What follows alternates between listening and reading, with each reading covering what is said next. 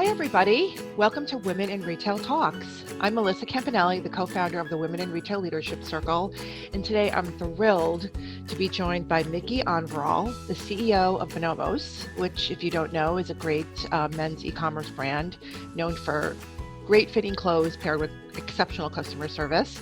Today, Micky will be discussing her career journey, what drives her, and why, and how she has put such a great focus on making Bonobos a purpose-driven brand based on promoting everything from gender equality to inclusion to diversity and more. So thank you so much for joining me today, Micky. My pleasure. So lovely to speak with you, Melissa. Great. So I'm just going to get into it here. So Great.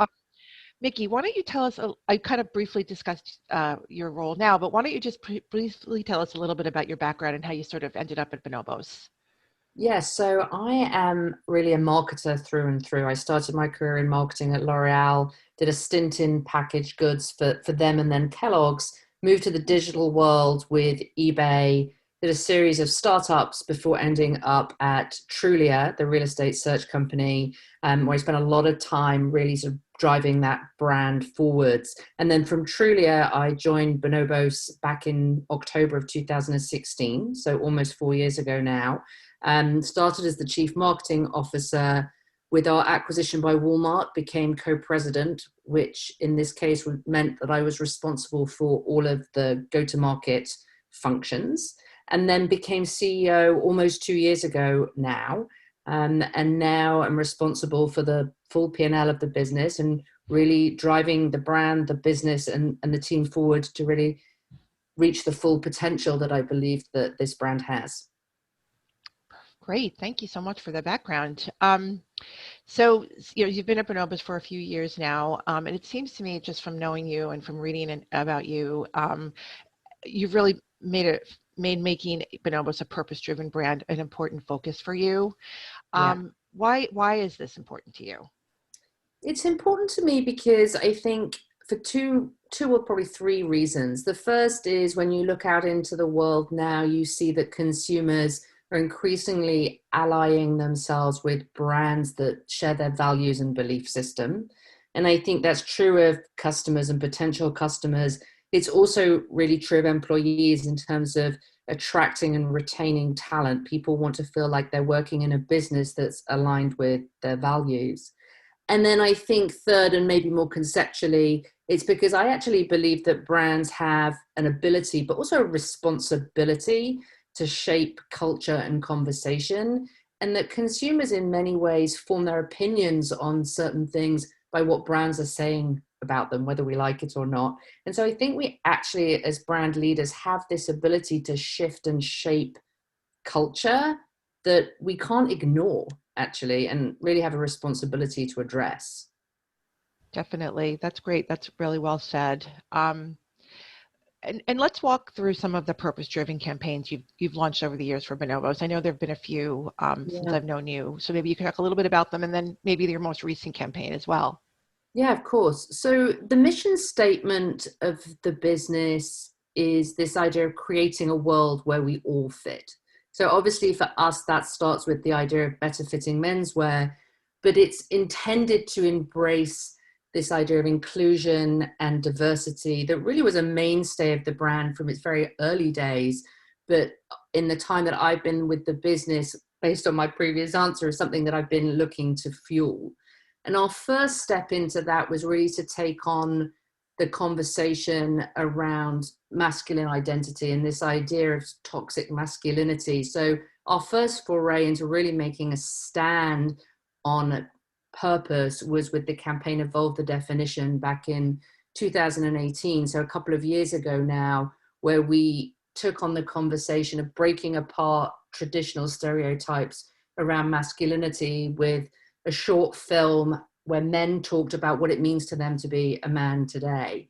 And we distributed that content and we got some pretty polarizing responses. I think we got twice as many dislikes as likes on YouTube around that video. But for me, it was important because it really showed the stand that we wanted to take. And what we saw, that even though we got a lot of negative comments, the positive comments really translated into brand advocates and brand allies for the long term. So I think it showed us, and it sort of put the proof in the pudding, if you like, of this idea of consumers want to ally themselves with brands that believe what they do.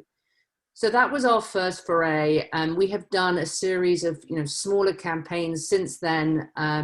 We did a campaign around International Women's Day and the importance of male allyship in the fight for gender equality. We have historically always taken on a conversation around Black History Month. And then more recently, so this year, there's a couple of campaigns that we can sort of touch on that I think have been really important to us as we continue this journey as a purpose-driven brand. The first was around our response to Gay Pride this year and Pride this year, which was that even though Pride parades weren't happening anymore in this country, we still believed that it was important to mark the moment for our LGBTQ plus community. So our campaign was this concept, hashtag more than a parade, which really shone a light on a lot of the history behind Pride and a lot of what it represented for people, which is not just a parade, but it's their identity, and it's a celebration of their identity, and honestly how far that community has come in terms of social acceptance. And what was so interesting this year was, we started this campaign and then it coincided with the Black Lives Matter movement and its escalation post the murder of George Floyd. And so what became really important to us was to have a conversation about actually the intersection of the Black Lives Matter movement and the LGBTQ plus movement, because they have been historically faced with many of the same challenges and obstacles. And so we then took the more than a parade concept and we evolved it to really talk about the intersectionality of those two things, and kicked that off actually with some quotes from Marsha P. Johnson, who you're probably familiar, was a Black transgender woman who actually is credited with having thrown the first rock at Stonewall. So for us, it was a moment to celebrate history and really put that conversation forward around the LGBTQ plus community and acceptance of that, as well as continuing the conversation around Black Lives Matter. And I think, to touch on Black Lives Matter, given we're a brand that really believes in inclusion and diversity, that was obviously an important moment for us to stand up for what we believe in, to share our point of view on the importance of the movement, to put our money where our mouth was in terms of donations, but also to make some commitments internally and externally around representation in our marketing, representation in our team, and to continue to fight for what we believe in, which is a world where we all fit.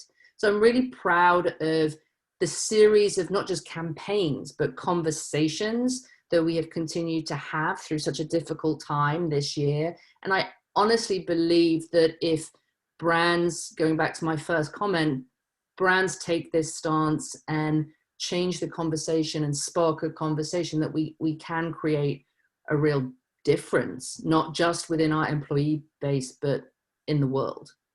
I think it's great what you're doing, and it's interesting how it sort of all came together or in that sort of June timeframe where you kind of had to tie everything together, and he did it so beautifully. I don't know if you wanted to talk about the efforts of Callan Lord program and the Black Visions Collective.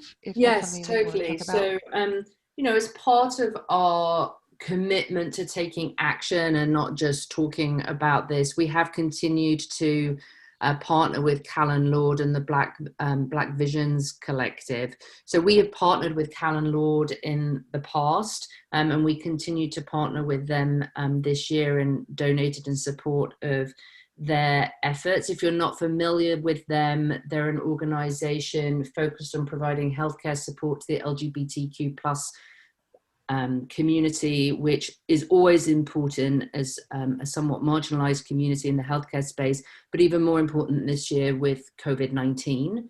And then we also partnered with Black Visions Collective, similarly, in terms of supporting their efforts, which sit at the intersection again of Black lives and the LGBTQ plus community. So you can see that for us, it was about a message about intersectionality, but also about taking action through monetary donations, but also by actually showcasing someone like Marsha P. Johnson. We then actually continued to showcase the voices and uplift the voices of other less well-known, potentially, Black voices from within the LGBTQ plus community who are often just not heard.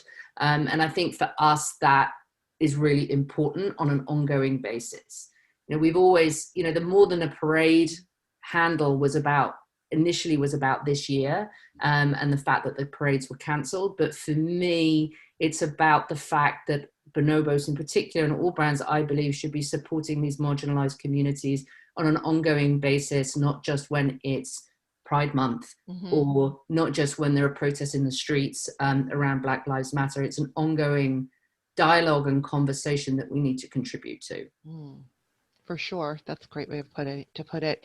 So I wanted to talk a little bit about, your employees. And I know that it seems like everyone today is talking about, I know that Bonobos communicates its inclusivity messaging to its customers in a great way, but could you talk a little bit about how you promote inclusivity to your employees and sort of what kind of programs you might have in place for that?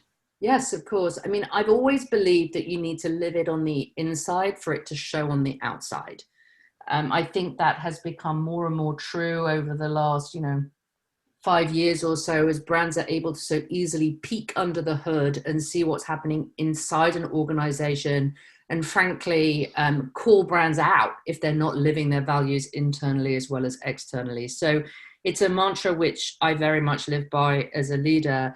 In terms of what are we doing about it, I mean, many, many things. In fact, I just stepped out of to have this conversation out of a 2-day workshop with 30 plus directors of our organization around educating us all around racial equity. So we have very much an ongoing education program around racial equity that is not just started now, but has been something that we have been working on over time. That has looked like book clubs, that has looked like training sessions, that has looked like, other workshops.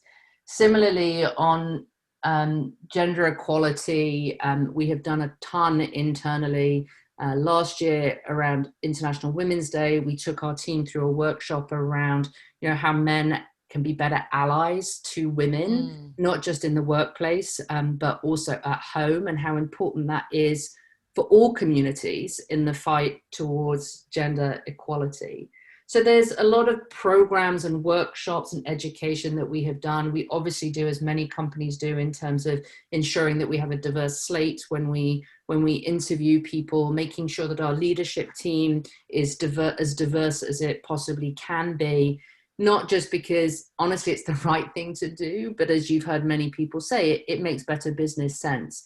I believe that having the perspectives of many around the leadership table leads to better outcomes.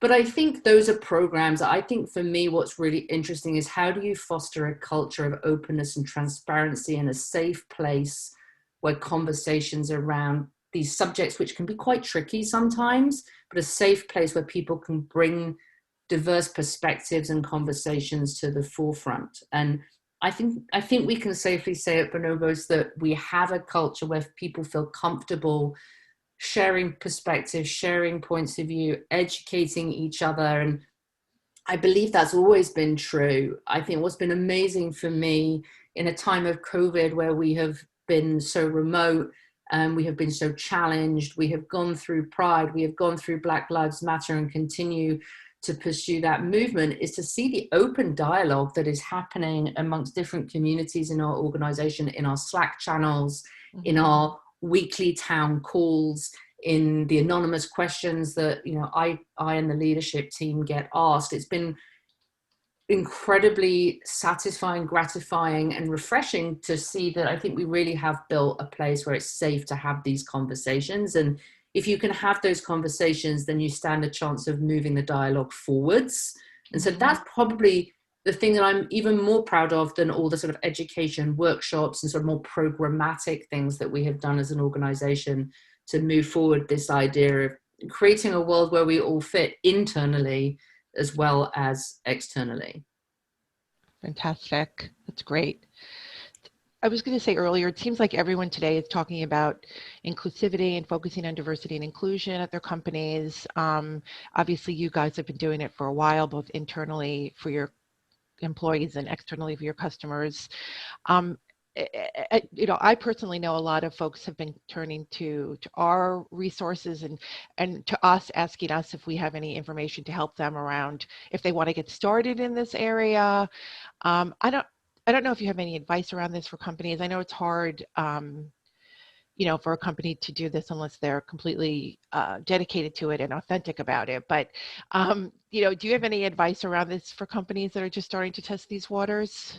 Yeah, so I'm going to bridge off what you just said around authenticity. I think it's about finding the purpose, the angle, whatever you want to call it, that is consistent with your culture and your sort of your brand promise. Because I think if it is not tightly woven into, the weft and weave of your brand and your business, it's going to be always be an afterthought, and it's always going to get put off to the side, and it's not going to be intrinsic to your organization. And so then the minute that there's a battle for resources or what do we talk about and how do we prioritize, it gets forgotten and put aside.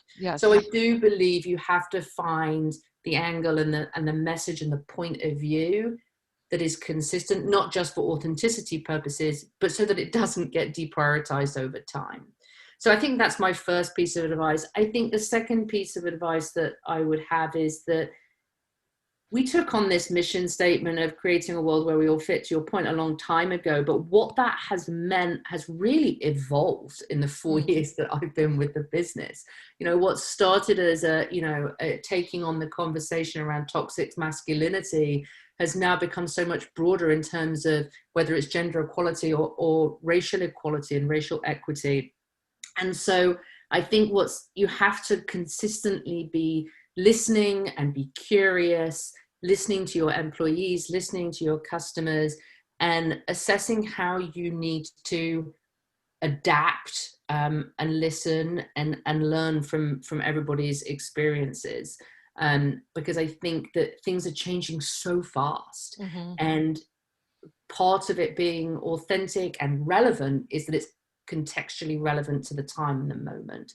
So I think that's the other thing, is you can't just make a statement and put it on a PowerPoint presentation and be done. You have to live it because it's the weft and weave of your company, but you have to allow it to be organic and evolve over time so that it remains, relevant to all of your kind of audiences. And I think, when you do that and you do it well, you can do what I talked about up front. You can be a real catalyst for change, whether it's in your industry, whether it's within your audience, or whether it's within your employee base. That's great. Yeah, it's so. I love the thought of that it changes. It's sort of like you can't. It's not just one and done. Like you start this and that's it. It's like you have to it shifts just like everything else in business. Based on your customers and your employees and everything else going on in the world. And the world. Yeah. I mean, as well as I do, how much the world has changed in the last 6 months. It was always changing. Right. It's just been brought into very sharp relief in the last 6 months. Yes. Change. Yeah. Okay, I'm going to switch gears a bit here. So let's state the obvious that you're a woman CEO of a menswear brand. Yes. I don't know. What types of challenges does that bring? Maybe it doesn't bring any, but I would just love to get your perspective on what that means to you. I like to think it brings a whole host of opportunity, is how I like to think about it, which is, I have worked, as I mentioned earlier, I've worked in beauty at L'Oreal, I've worked at Kellogg's, I've worked at Truly whilst I was a home renter and a home owner. And what's been so exciting and refreshing for me running a brand where I'm not the audience is the ability that gives me to have sort of distance and perspective. It allows me to be a student, if you like, of my audience and all the segments within that audience research them in a slightly sort of anthropological way and really deeply understand what makes them tick without ever being drawn to, oh, that's me. Mm. And so what that's enabled me to do, I think, is to see challenges for our audience, the needs of our audience, the problems we need to solve for the audience, and work with the team to find solutions to fix those problems without ever thinking, well, that's what I'd like. That's so interesting. Yeah, sort of. Yeah, they say that like the first an author's first novel is always about himself. Yes. I've heard that That's before. not necessarily a bad thing. And there are many businesses that have been founded because, I've got a specific problem. And in fact, part of the founding story of Bonobos is that one of the founders, Brian Spaley, was a hockey player and he had really big thighs and he couldn't find pants that fit. So there's Right. absolutely nothing wrong with that. And in fact, it's how many great businesses have started. But I think as you grow and scale an audience, as we have over the last now 13 years, we turned 13 on Sunday, over the Wow. last 13 years, is I think it's important to be able to be an observer of the audience, deeply understand them, because now with the number of users that we have and the number of customers that we have, there's so many different shades within it. So I Yep. like to think it's intelligent naivety, which is, Yeah. I can be a student of them. I can be intelligent about what they need and the problems they need us to solve. But it's naive in the sense that I am not them. Right, exactly. And by the way, what I meant by that was that a novelist's first novel is about themselves, but then as they become more, um, you know, as they get more experience, then it becomes about others. So that's what I meant by that. You know what's But interesting? I think the challenge for me is having never done menswear before and having never done fashion or retail before I came to Bonobos. The interesting thing for me has been, in some ways that made me a little bit of a rank outsider for this job. More in more ways, in some ways, than being a woman running a menswear brand. But again, I've Interesting. always said that that's to my advantage because it means that I'm not stuck in any tropes of the industry or Right. expectations of the way things should be done. So it's a similar amount of naivety that I think I can bring as something that is compelling and powerful for the team, is that constantly asking questions. Yep. Probably annoying too sometimes. um, and that brings me to my next question. So, can you talk a little bit about your leadership style and sort of how, specifically about how you've been able to keep or rally the troops during the current pandemic? Sort of how Yes. do you keep them motivated? Yes, it's interesting, particularly when, I'm a leader who likes to build relationships with individuals. I pride myself on the fact that I know everybody's names and Hmm. something about them. And I like that sort of day-to-day interaction. So it's particularly challenging in a remote workforce, never mind one where the industry is so challenged right now.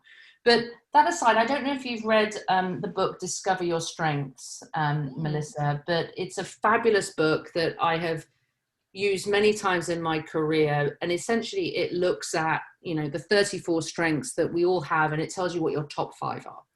And the reason I mention it is because I think it illustrates sort of my leadership style, which my top 5 strengths are positivity, communicator, strategic, activator, which is mean I like to be a catalyst for getting things done, and then woo, which means winning others over, if I could speak.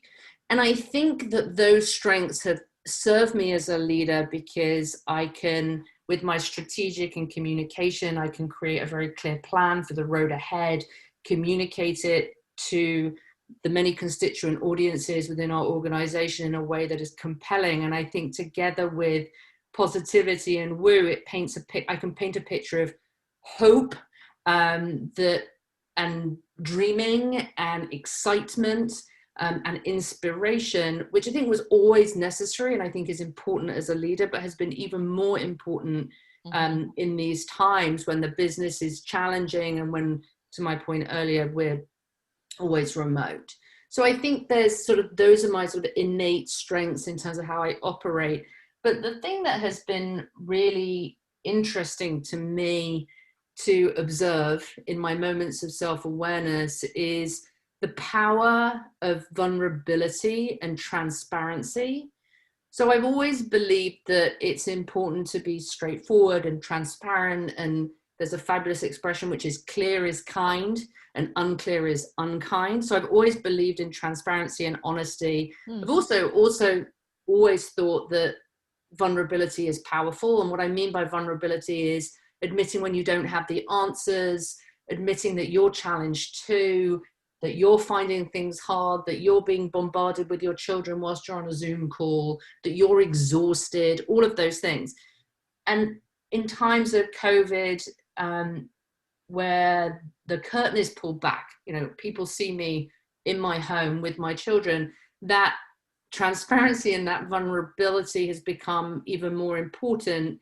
And I've really leaned into it, actually, in terms of, heck, right now I had a conversation yesterday with a group of parents via Slack, which is school's about to start and it's going to be awful. And I don't know what my 3 children are going to do. But you know what? We're going to figure it out together and take the time that you need in that first week of school when I know it's going to be a disaster for many of you.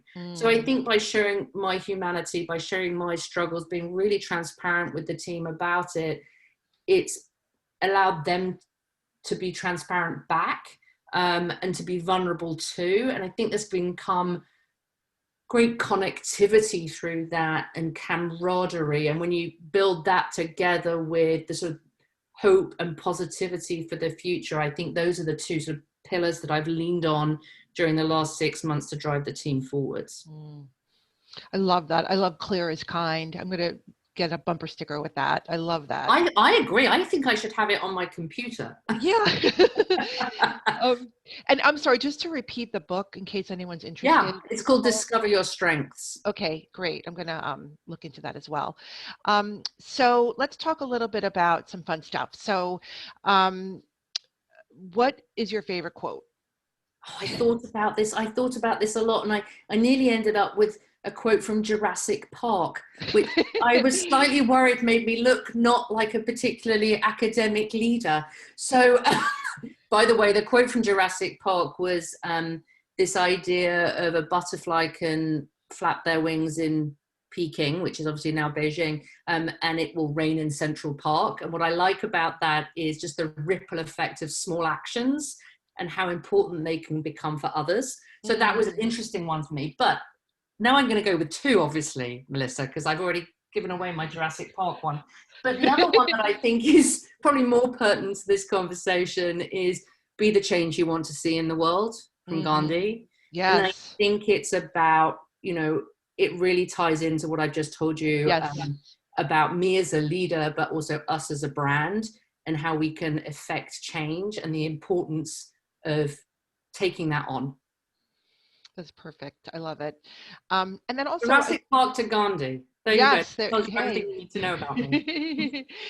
And I also I always ask this of everyone that we talk to is whom do you turn to for advice? Do you have any books or people or mentors or family members, or it's always so interesting to hear who leaders turn to. So there's 2 books in my life that I keep turning back to. One is Discover Your Strengths, and the other one is called Eating the Big Fish by Adam Morgan, which is the tale of challenger brands and the importance of always being a challenger brand. But on a day-to-day basis, I'm very, very fortunate. I have a group of advisors, everybody from, Andy Dunn, who was one of the co-founders of Bonobos and is actually the person that handed the baton of CEO to me. I still count him as a friend and as a mentor, and we talk regularly.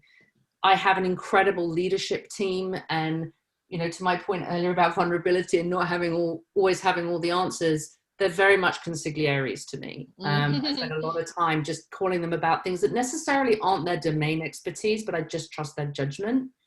And then I have an exec coach who I speak to every other week, and many times in between by text. She's extraordinary. I'm a member of Chief, which is, if you're not familiar with it, a group of female leaders, and we have what I call the core group, which we are core group number 1. We're the sort of the founding posse, and there's 6 of us, female CEOs. They're extraordinary and have been amazing for me over my journey of becoming a CEO for the first time. And then I'd probably be remiss not to mention my husband, who likes to call him Bonobos' chief of staff. Obviously he hears everything, he sees everything, even more so now when we're working from home. And he knows me in a different way to all of those people that I mentioned, is able to support me and give me advice through a very different lens. So I consider myself very lucky. That's great. What a great group. So a couple more questions because we're running out of time, but this has been so great. So what are your plans for Bonobos for the end of 2020 and 2021? A lot of folks right now are talking about the holiday and what they're expecting, and looking forward, hopefully towards 2021. So I don't know, do you have any thoughts there? I mean, holiday is going to be very interesting this year. It's going to be earlier, longer, and all of the above. But for me, the last 6 months have been undeniably hard on so many levels. But as they say, or Plato said, necessity is the mother of invention. Mm-hmm. And I think what has happened in the last 6 months is we have been able to try things out and innovate without any fear of failure, because everything was up for grabs. Honestly, mm-hmm. Everything was new territory. No one had ever been here before. There was no playbook, and honestly, not much to lose in the early days of COVID when we were all struggling. What that meant is that we actually innovated at a pace and in interesting and small ways and big ways on product and service. And what we've now got is some sort of really interesting nuggets of learning and ideas that we can really build on in the back half of this year and into next year, whether that's everything from, we launched a pant called the Off-Duty Pant, which was, this is what it says on the tin, it's a sort of easy pair of pants to be wearing when you're working at home. Mm-hmm. So there's just a lot of things that we've tested and learned from that we're going to continue to double down on as we get into the back half of this year and next. Perfect. And then finally, what are you most looking forward to personally or professionally in the year ahead? What are you most looking forward to doing for yourself or? Yeah, I think on a personal note, I'm looking forward to whenever that might be, where school returns full time with some degree of normalcy. I mean, I will tell you the truth. We are essentially setting up 3 schools in our house 2 weeks now, which is very overwhelming. So that is something that I'm very much looking forward to when that happens. But honestly, more important than that is travel. Travel, not just because it brings fresh perspective and refreshment for me, but also as part of the education of my children. And not to mention the fact that I just became an aunt again, and that new little nugget of loveliness is in Australia. So I'm dying to meet William when I can. Professionally speaking, I am very fortunate. We have an incredibly talented team at Bonobos, and I'm really excited to see us capitalize on everything they have done, as I mentioned, in the last 6 months, and really see how those innovative ideas scale and really bear fruit for the organization. It's been a tough 6 months. This team has worked so hard, and I'm excited to see it all come to life and really rebuild and re-energize our business, and as I said, really help it reach its full potential. That sounds exciting. Hopefully all of that will happen for you in the year ahead. As I said, I have positivity, I believe. Well, it was so fantastic talking to you, Micky. I love talking to you. I could talk to you all day. So we're going to have to end it, but okay. Thank you so much for joining me on this episode, Micky. Yes. I'd also like to thank you all for listening. For more information on this podcast, please check out our podcast channel page at womeninretail.com/podcasts for show notes. And Women in Retail Talks is also available on Apple Podcasts, Google Play, Stitcher, and Spotify. Make sure to subscribe to our podcast channel page as well. And if you've enjoyed this episode, please take a few moments to rate and review it. Thanks, and until next time, this has been Women in Retail Talks.